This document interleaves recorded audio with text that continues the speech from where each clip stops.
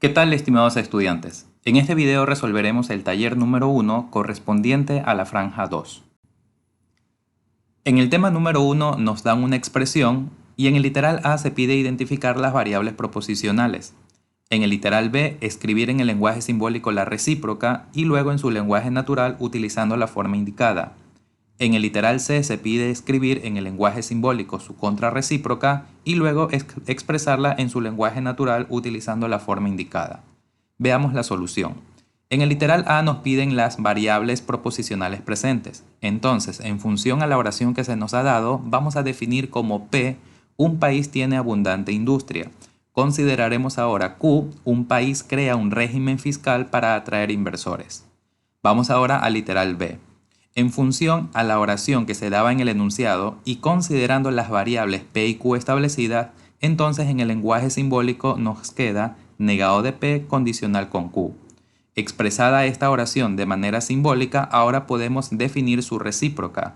La recíproca del negado de P condicional con Q nos quedaría Q condicional negado de P. Y expresándolo en su lenguaje natural, ahora nos queda expresado así.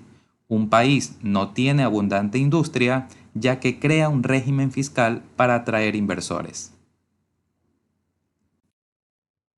Para el literal C, de igual manera, consideramos la oración dada en el enunciado junto a las variables que definimos en el literal A. Habíamos visto que era no P condicional con Q. Aparte de esta expresión, definimos la contrarrecíproca quedando negado de Q condicional con P. Y expresándola en su lenguaje natural, la oración es: solo si un país tiene abundante industria, no se crea un régimen fiscal para atraer inversores. En el tema número 2 se solicita, sin emplear tablas de verdad, determinar la validez de un razonamiento. Para el desarrollo primero vamos a definir las variables presentes. Empecemos con P. La universidad es difícil. Q. A los estudiantes les gusta la universidad. R. La universidad tiene profesores responsables. En función a estas variables definidas, vamos a expresar de manera simbólica las hipótesis y la conclusión. La hipótesis número 1 quedaría establecida así: P disyunción con negado de Q. La hipótesis número 2 queda R condicional negado de P. Y la hipótesis 3 queda la negación de P conjunción con Q. Mientras que la conclusión queda establecida como R nada más. Como ya tenemos las hipótesis y la conclusión, ahora sí planteamos la estructura de un razonamiento para tres hipótesis. Hipótesis 1, conjunción la hipótesis 2, conjunción la hipótesis 3, la condicional como el operador lógico principal y luego se escribirá la conclusión. Reemplazando nos queda de la siguiente manera.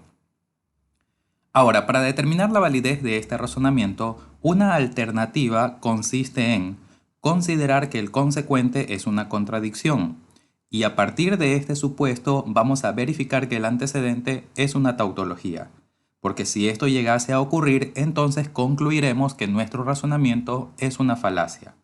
Si por el contrario, considerando que la conclusión es una contradicción, pero no logramos llegar a la conclusión de que el antecedente es una tautología, entonces la conclusión será que el razonamiento es válido. Analicemos detalladamente nuestro escenario para luego decir cuál es la conclusión de nuestro ejercicio. Bien, como en la parte derecha de la condicional ya vemos que R es falso, entonces lo vamos a sustituir aquí, teniendo presente que falso condicional con cualquier valor que tome el consecuente, la hipótesis número 2 será verdadera. Ahora nos podemos enfocar en la hipótesis número 1. Lo ideal es que sea verdadera. Pero para que esa hipótesis 1 sea verdadera existen varios casos. Consideremos el caso en donde P toma el valor de verdadero y negado de Q toma el valor de verdadero. Así, en este momento ya tenemos tres valores, para P, para Q y para R respectivamente. Estos valores los podemos sustituir en la hipótesis número 3, quedando falso, pero con la negación que está delante del paréntesis, finalmente se tiene que la hipótesis 3 es verdadera. Con lo que la conclusión del ejercicio es que el razonamiento es una falacia, o lo mismo decir, el razonamiento no es válido.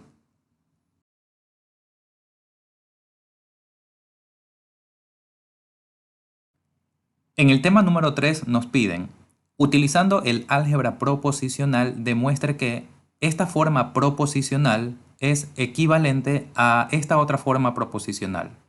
En cada paso hay que escribir el nombre de la ley que hayamos utilizado. Veamos la demostración. Partimos, por supuesto, de la expresión que nos han dado en el enunciado. Podemos trabajar con la estructura que está del lado izquierdo y llegar a la estructura que está en el lado derecho, por ejemplo. Veamos. Vamos a aplicarle leyes a esta expresión. Y para esto nos podríamos primero enfocar en lo que está encerrado entre corchete. Como aquí aparece una disyunción y fuera de este paréntesis hay una conjunción, podríamos aplicar la ley distributiva. ¿Sí? Aplicando la ley distributiva, esta es la nueva expresión que se obtiene. Ahora, podemos enfocarnos en el paréntesis que se está señalando en este momento. Tenemos QI negado de Q, o al revés, no QI, Q. El punto es que esta expresión que se está señalando representa una contradicción. Por lo tanto, lo sustituimos por falso, damos el nombre de la ley y continuamos con nuestro desarrollo. Aquí tenemos una expresión disyunción con falso. Ante estos casos, nosotros podemos aplicar una ley denominada la identidad.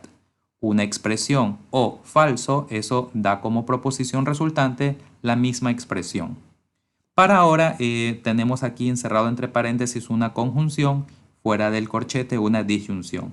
Por la estructura que se ha presentado ahora, podemos aplicar la ley distributiva, obteniéndose una expresión bastante cercana a la que queremos llegar. Solo nos haría falta transformar estas disyunciones a condicionales y eso lo podemos hacer gracias a la ley de implicación. Aquella nos dice que la disyunción se transforma en condicional y para esto negamos la primera expresión. La disyunción se transforma en condicional y negamos la primera expresión. Y con esto hemos logrado obtener la parte derecha del ejercicio. Tenemos lista la demostración.